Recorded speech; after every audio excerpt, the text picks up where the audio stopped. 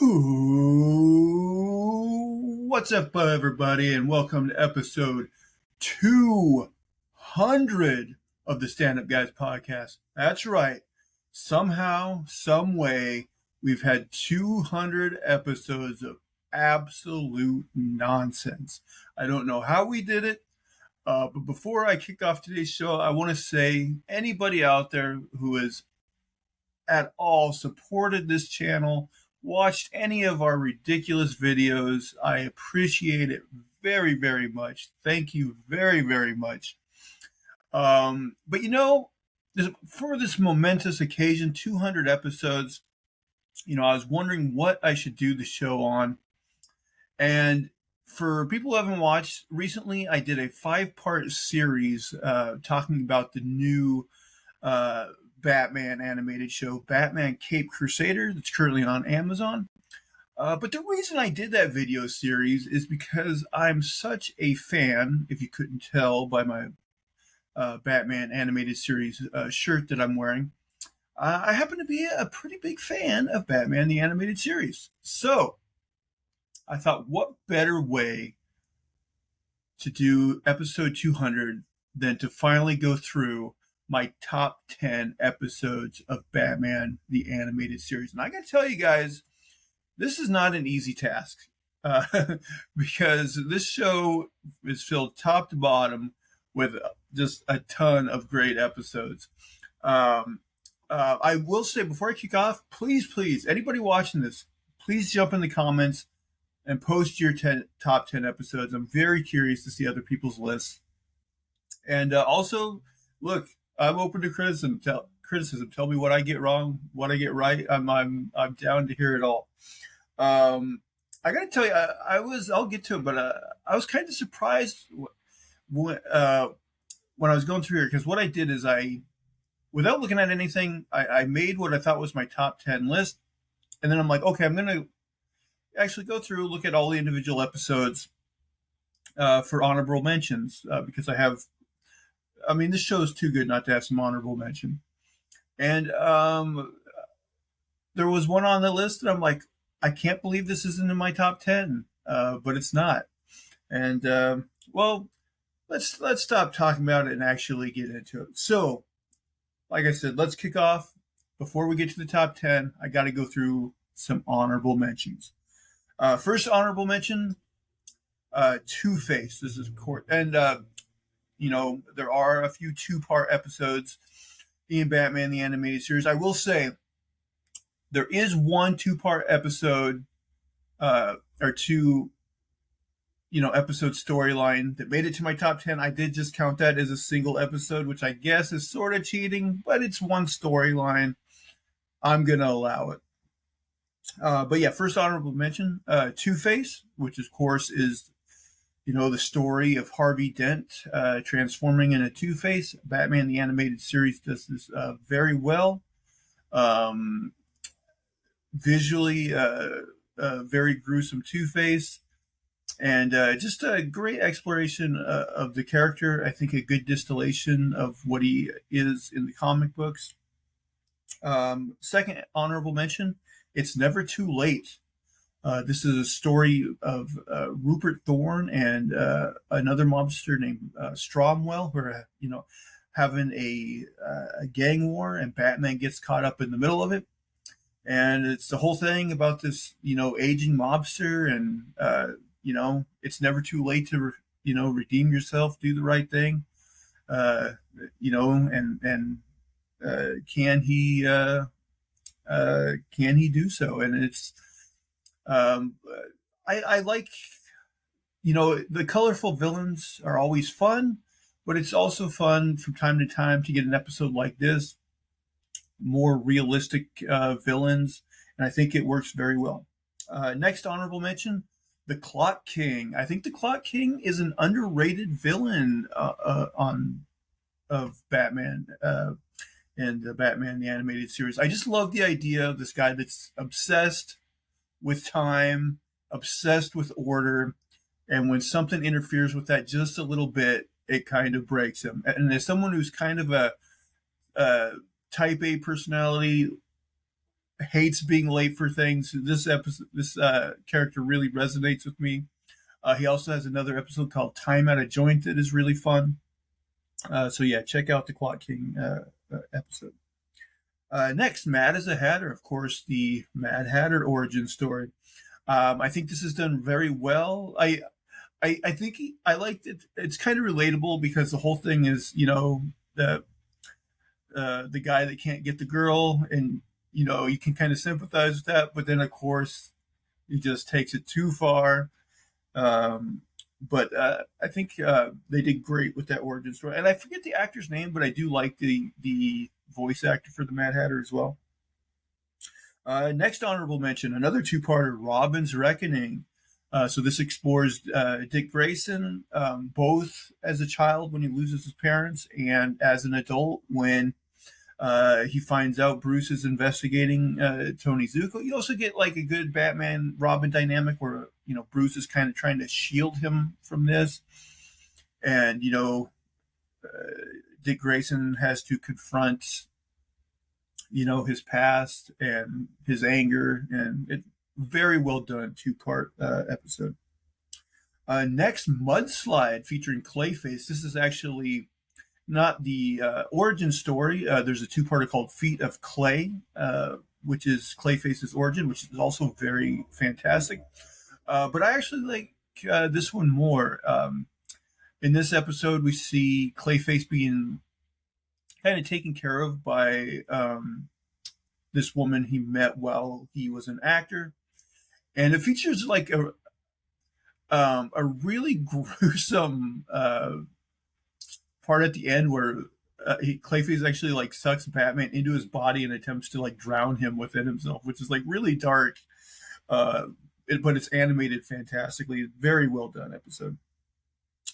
Next honorable mention is Zatanna, written by Paul Dini. This is my introduction to the character of Zatanna, and I've never I don't mind Zatanna in the comics and the whole magic spells being said backwards bit, but to be honest, I kind of like the more like this practical magician Zatanna that can kick ass. And I'll say I'm always going to be a Batman Catwoman shipper, but this version of Zatanna and Batman, I could totally get behind them like being romantic interest. I really like this story.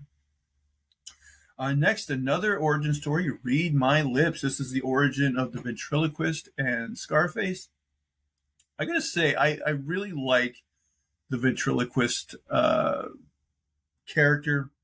I always like the idea also of like these villains who do jobs for like the really colorful villains, and like they can totally see like this guy's crazy, but also like he's a genius at the same time. So they're like, yeah, I'm willing to follow this guy's plans. I recognize how crazy it is, but at the same time, he's got a mind for crime. So I always like wonder if they'll ever do a live action version of the ventriloquist. It could be cool, but then they'd probably do it and then like announce they're getting Jeff Dunham to play him or something.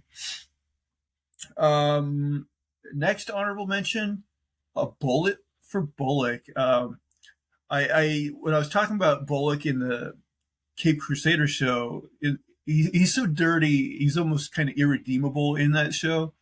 But I do like Bullock as portrayed in Batman the Animated Series, where he's kind of scummy, but at the end of the day, he's kind of got a heart of gold as well, and he actually does want to do the right thing. This episode sees that somebody, a mysterious person, has been gunning for him, and he teams up with Batman to try to find the perpetrator. And there's a little amusing twist at the end of the episode. And then finally, my last honorable mention, and to be honest, the one that surprised me the most, Heart of Ice. Heart of Ice is, of course, the origin story for Mr. Freeze, another Paul Dini written episode. And it's fantastic. It's, the origin here, which I believe differs from in the in the comics, and this basically was so good it kind of became the definitive origin for Mr. Freeze. Uh, but he's a scientist. His wife gets sick. He puts her in cryostasis.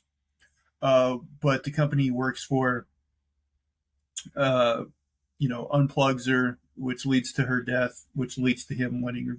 It also, of course, injures him, makes him have to be in the cryo suit, kind of zaps him of his emotions. Fantastic episode. Can't recommend it enough. But, I came up with my top 10, and then I was kind of going through honorable mention, and I saw that Heart of Ice was not in my top 10, and it kind of shocked me. I'm sure I'll be crucified by anybody watching this. But then you know what? I looked at my top 10 and I'm like, I think these all have merit. And so I'm going to stick with the top 10 I came up with. But to be honest, if I did this list again in 10 years, it would probably shift a little bit just because the competition's that strong and maybe Hard Ice would move up. Or maybe the way I ordered some of these in my list would change spots. I'm sure they would. But without further ado, let's get into the official list, my top 10. Number 10, See No Evil. So, I think one of the reasons that Batman the Animated Series works for both children and adults is it never talked down to kids. Or how some shows, even as a kid, you're like, this show's kind of dumbing things down. It's trying to protect me a little bit. This kind of episode is why I think Batman works on such a level for everybody. Because this is, the thing's pretty dark. So basically, you got this ex-con. He desperately wants to see his daughter. So he steals this suit that makes him invisible in order to see his daughter. What I like about it, it's relatable. Like you can relate to that. Like anybody who has a family they love and wants to see him and can't. You can imagine. It's very sympathetic. But then, of course, just like I mentioned when I was talking about Mad Hatter, this guy takes it too far. He wants to actually kidnap his daughter. But I think what gets it in my top 10 is a couple things. Not only, like I mentioned, the realism aspect to it, but also just from a visual standpoint, the invisible technology makes for some really cool visuals. There's at one point he makes his car invisible, and you got Batman on top of this invisible car, and then as it gets hit with debris, it starts to be revealed. Just a ton of great visuals. Also, when Batman's fighting him, he's got to find ways of either getting water on him or something on him so he can see him, and it just works very well. And then there's also the thing about using the suit because he finds out it becomes toxic. He tries to tell the guy, but he's like, he doesn't care. He just wants to see his daughter, So I just feel like emotionally and visually, this episode works very well. Moving on, number 9, Paging the Crime Doctor. I think this is also an underrated episode because it's not super flashy. The premise is Matt Thorne is a brother of Rupert Thorne. He got his medical license taken away because of his connections to his brother. And so what can he do? But with his skills, he ends up becoming a doctor for the mob. In this episode, he has to operate on his brother, and he needs help to do so. So he basically kidnaps Leslie Tompkins in order to help him. And also, it turns out he went to medical school with Bruce's father, Thomas Wayne. Um, I like it because it's at the end of the day, it's kind of a intimate story about family. You got the family dynamics between Matt and Rupert Thorne, where you know Matt loves his brother, but at the same time knows he's not a great guy, and he knows what it's cost him. Um, I like the relationship between Bruce and Leslie Tompkins. Again, I wish they would use that more in more current media and comics. I like her being the surrogate mom to Bruce, just as Alfred is his surrogate father. So I anytime I get to see their relationship developed, I enjoy that. And the end of this episode is basically Matt, you know, and Bruce together, and Matt is skeptical of Bruce, and he's like, "Oh, what do you want from me?" And Bruce says, "Tell me about my father." And so, it's just I feel like it's kind of an unsung episode of Batman the Animated Series again, because doesn't have any of the real flashy big name villains. It's a quieter, more intimate story, but for that reason, I think it works very well. Number 8, Dreams in Darkness. So this is a Scarecrow episode, and probably has one of the, I talked about this having not afraid to be dark at times. This has probably one of the darkest visuals ever. Because at like one time, at one point, it like follows, it goes over the death of Bruce's parents, and like when they die, like the walkway they're in is revealed to be a gun, and it has like blood leaking out the barrel. Just great visuals. I also like the visual of Batman in a straitjacket. Because I'll be honest, like I've read a lot of Batman comics, and there's two themes I've noticed that a lot of writers think about Batman that I don't really agree with. One of them is that Batman himself is crazy, and or like legitimately like mentally unwell. I've never bought into that. I like to think that Batman is a rational response to an irrational world. Like maybe if Batman developed in like Chicago or New York or whatever, a regular city with regular problems, maybe he would be insane. But Gotham is portrayed as a place that's so corrupt and so crazy that I like the idea that no, Batman is the logical response in a way to the craziness of Gotham. Um, I will also say, like, this isn't necessarily related to this episode, but the other thing that I think a lot of writers do that I don't agree with is I think some people's opinion of Batman is that like his default setting is that he's an a-hole. And don't get me wrong, I think Bruce is he's a perfectionist, he's very demanding, and so that can lead to him at times being an a-hole. But I think when Alfred's cracking a joke in the Batcave, or he sees the people he loves, like Dick and Barbara, doing well, I think that does bring a smile to his face. And I think his default setting is actually a very caring person. That's what led him to be Batman in the first place. He doesn't want, even though it's an impossible goal, he doesn't want anybody to feel what he felt like in that alleyway when he was a kid. And so I'm totally willing to read those stories and see.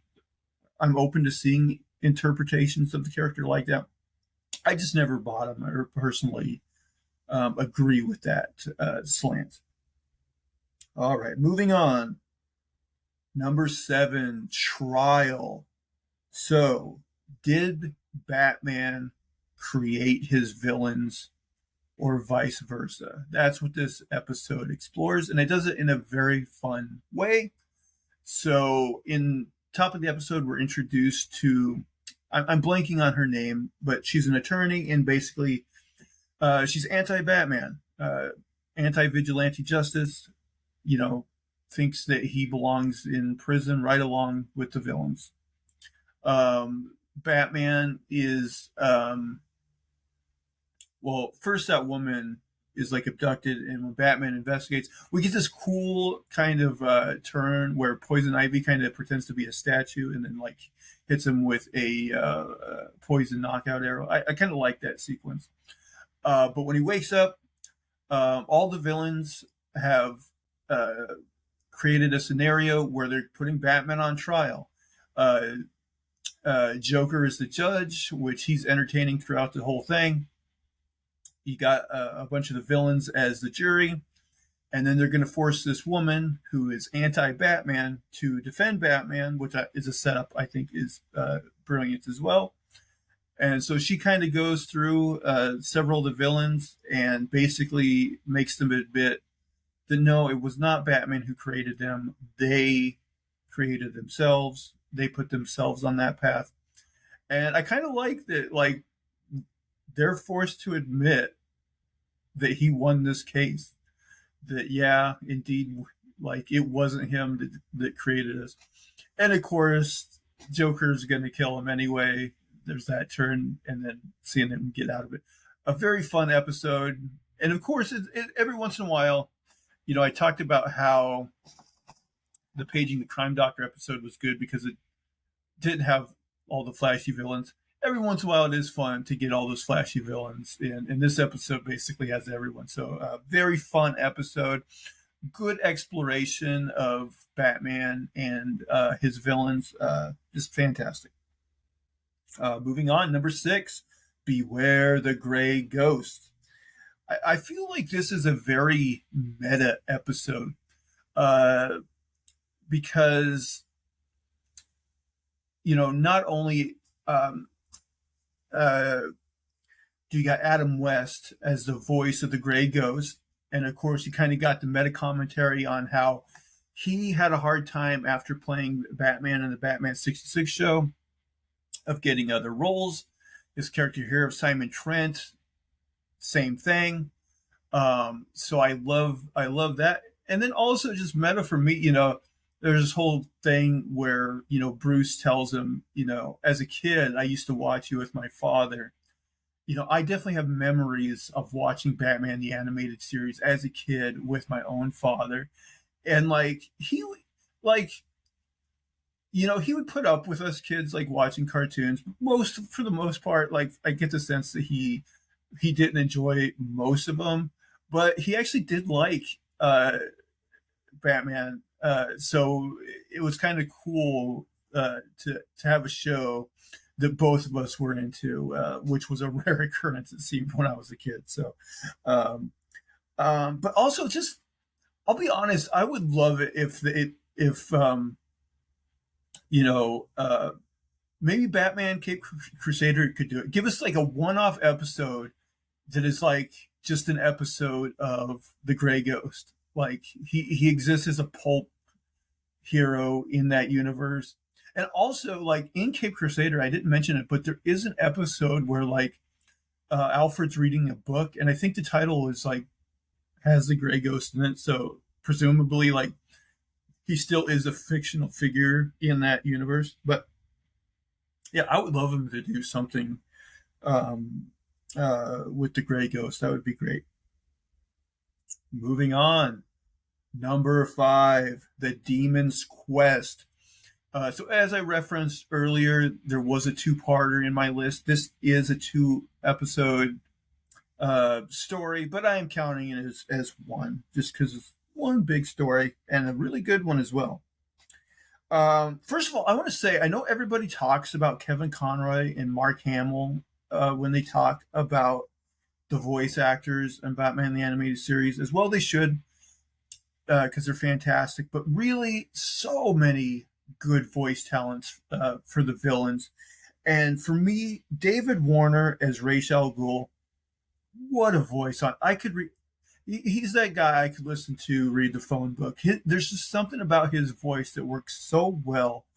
And he was used in other animation things around that time too. I remember he played a villain in the Gargoyles animated series as well.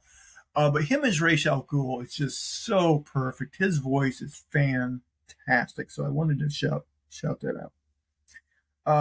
Ra's al Ghul, I think, is such a great foil for Batman because the thing about them is they want the same thing. And in the instance of Batman the Animated Series, it's basically an environmental thing. Ra's al Ghul wants to. He notices the pollution, climate change, all that kind of stuff. He notices like we're on a path to destruction. He wants to curb that. Bruce does too. The difference between the two is Ra's al Ghul is very Machiavellian. The ends justify the means. So if he has to kill half the world to do it, he's okay with that. And there's actually a great line where, towards the end they're fighting. And like after the plan is revealed and everything, Batman tells him, do you know what you're doing? Like countless lives will be lost. And Ra's has this great line where he's like, actually, detective, we have counted 3 billion, 600, whatever. And I love that line because it just shows you like he knows the consequences of what he's doing. And in his mind, he can justify it. Now, I will say, as much as I love this Ra's al Ghul, one thing I really love, I kind of prefer what they did in Batman Begins with Liam Neeson's version of Ra's al Ghul, because it's the same idea, but instead of environmentalism, it's just justice in general and punishing criminals in general. Again, they both have the same idea. They want to stop criminality. It's just Ra's is willing to kill. And of course, Bruce isn't. And I think I prefer that because it's just, it's more closely related to Batman / Bruce's goal. Of course, Bruce wants to save the environment, but that's not like his number one goal. So I just like the version of Batman Begins because it makes it, kind of a 1-to-1 to what Bruce is trying to accomplish. Also, what I love about the Demon's Quest storyline is that we get out of Gotham for a minute. I love Gotham, very moody, works great. But what I like is in this 2-episode storyline, you get to see other countries. You get to see Batman in the daylight also, which is cool, and it gives you a nice break from Gotham City, which I appreciate. Okay, moving on. Number 4, Terrible Trio. I think this is an episode that's probably not on very many people's top 10 list, but should be. I think it's a very underrated episode. So the premise is there's these 3 guys, and they dress as a fox, eagle, and shark. But the twist is they're rich kids, silver spoon kids, and they're just looking for a thrill, stealing from people. And I think not only is like the gimmick cool with the animal mask and everything, But when Bruce finally takes this guy down, he's basically like, I'll get justice, the best justice money can buy.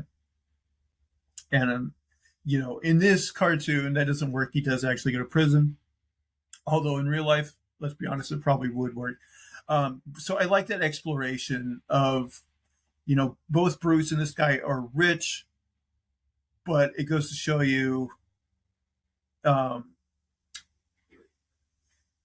not all rich people, I guess, are created equal. No, I like this idea of Bruce confronting um, another rich person, and this whole exploration. Not that they can get too deep in a 20-some minute cartoon, but that's an interesting thing to explore. This idea of Bruce having to recognize how privileged he is and how unfortunate so many people are, and just also if Bruce's parents didn't get shot, could he have been this guy? Had he grown up, and not gained the character from the tragedy, of his parents being killed. It's just a lot of food for thought. And I really like, again, I don't know the voice actor for like the lead guy, the guy that plays the Fox character, but he really makes you hate that character. Like, he does a great job. And I thought a very good episode, underrated in my opinion. And speaking of underrated, here's another one. Number 3, we're getting down there. Showdown. I love this episode. And ironically, it's maybe the episode, or at least one of them, that features Batman the least. So Batman in this episode is just kind of a framing device. At the beginning of the episode, he gets in a fight at a kind of like retirement home. Ra's al Ghul basically absconded with this old guy that was in the home, and on their way to an airfield where they're trying to catch up to Ra's al Ghul, Ra's left him a tape to listen to in the car where he kind of explains what's going on. So this whole episode, basically, most of the episode is a flashback. And it centers around Jonah Hex, which is really cool. And again, I don't know the voice actor's name, but the voice actor that plays Jonah Hex here, fantastic. And it's just cool that in a Batman show we somehow get a Western. We get this wild, wild West tale, and just a lot of great visuals. Again, like much like the Demon's Quest episode, it's good to get out of Gotham for a bit, or at least modern day Gotham. Actually, even the Old West stuff I don't think takes place in Gotham. But he ends up getting in a fight with this character named Arcady Duvall, who we find out was actually Raish's offspring, and he's the old man that Raish absconded with. This episode is just so much fun. The Jonah Hex character. By the way, for anyone who does like this episode but maybe isn't super into comics, there's a Jonah Hex comic book series by Jimmy Palmiotti and Justin Gray that came out in I want to say the late aughts, and it's maybe about 60 issues or so, somewhere in there, and it is fantastic. I reread the whole thing a few years ago, and man, does it hold up. It's awesome. And actually, most of the issues in there are done in one stories. So there's some that are longer, and there's a loose continuity where some characters will come back and kind of reference things that they did before. But for the most part, you can read them in any order you want, because most of them are like one and done stories. But man, I recommend that series highly. It is just fantastic. All right, guys, we're getting down there. Top two. Number two, if you're so smart, why aren't you rich? So this is, of course, the origin episode for the Riddler, and both as a kid and adult, man, I find this episode it's really fun. The riddles are fun. You got the whole, Robin's playing video games, and that ends up being linked to like the final uh, maze riddle that they do. The other thing I like is that this episode is also a commentary on work for hire contracts and how creators don't get paid royalties, which, anyone familiar with the comic book industry, that's what happens. People who write for DC and Marvel, they don't own the characters, so they get paid whatever they get paid up front, and then going, you know, there's different deals. I think there are some people that get a modicum of royalties, but probably not much. And so, it's a lot of work that people do for the most part for a one-time payment. No matter how well the book sells, they got what they got, and DC is getting the rest forever and ever and ever. So I like that. Who would have thought in a Batman cartoon, they kind of put this in there. I also like that they make Riddler formidable, like not obviously not physically, he's not a match for Batman. But even though Batman wins the day, Riddler gets away, and I like that. That everything's not wrapped up. And the episode ends with this guy that Riddler's after, basically being frightened for his life. He's locking all the doors. He's sleeping with a gun by his side. And I like that. The idea that, no, the Riddler, he's not a physical presence, but he's smart. So smart that he's an actual formidable foe to Batman, and he's intimidating, and so I like uh, they did justice to the Riddler in this series, I think, and he's also got I think 2 other episodes, and they're both really great as well. All right, guys, moment of truth. Can everybody guess what my number 1 is? Here it is. Number 1, Almost Got Him. I love this episode. I think this is probably quite possibly the funnest episode of Batman the Animated Series. I remember as a kid, it was always the episode I looked forward to the most. And as an adult, I still just love it. So simple premise, villains surrounding a table, playing cards, talking about their stories of who came closest to getting Batman. Um, all the stories are pretty great. One in particular, though, moment that I liked is the most metal thing to ever happen. It's in Penguin's story. He sets it up so these birds are going after Batman, and Batman ends up stabbing a bird with another bird in order to defeat the Penguin. And I love that. It's just something so metal about stabbing a bird with another bird.